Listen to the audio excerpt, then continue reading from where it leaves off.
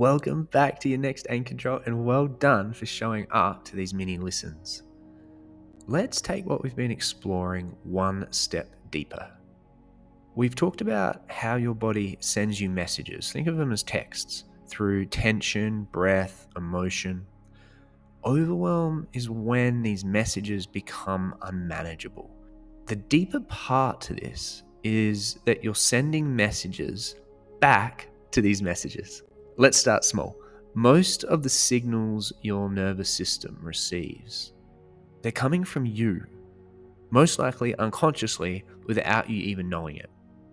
From how you breathe, from what you expect to happen, what you're worried might happen, from how fast you move, from the pressure you place on yourself, from the amount of patience you allow yourself, from how much you beat yourself up, from how much you doubt yourself. Your body is listening to all of it. If your nervous system is stuck in the reactive mode we've been talking about, it's not because it's broken. It's because it's been getting continuous, consistent signals that tell it we're not safe. We need to push. We need to survive. Now, I want to be really clear. This isn't about blame. You're not at fault for anything. What this is about understanding how your nervous system reads the environment and how you, as the driver of that nervous system, often unconsciously shapes the environment for yourself. Think about the small things. Maybe you notice a headache coming on, or your eyes won't close easily at the end of the day. Maybe your breathing feels shallow, or your chest tightens, or you keep spiraling out around the to-do list that you haven't gotten to yet. These are messages your body is sending. And here is the deeper part. You ready? It's really subtle. And I really want you to sit with this.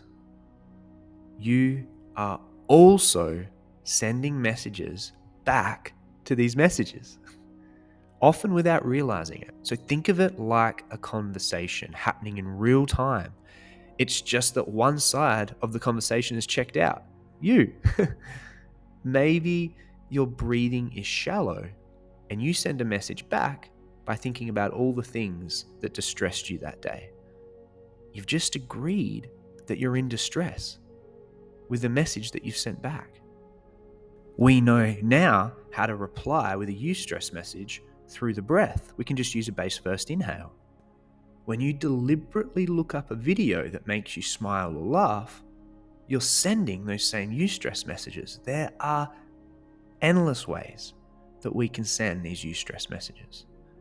This is why paying attention to the signals you send is so vitally important, because you then start practicing how you reply to them. And part of overwhelm is that these messages are just screaming out. They're desperate to be spoken to. They're desperate to be heard. And that's why it becomes unmanageable, because the body tries to send all these different messages in all these different ways. And they're either totally ignored, or the messages they get back are agreeing with them. Yes, we are in distress. Yes, we need to be safe. Yes, we need to be tense. And it all keeps snowballing.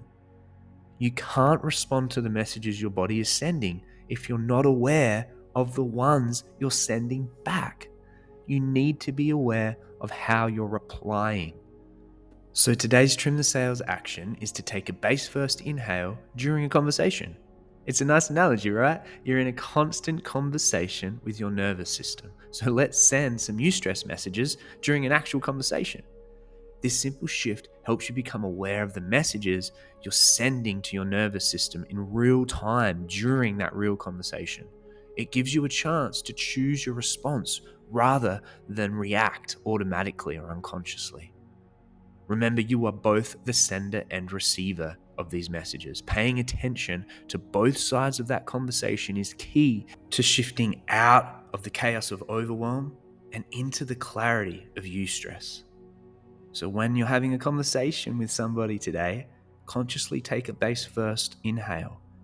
The other person won't know you're doing it, but your body will hear every part of it.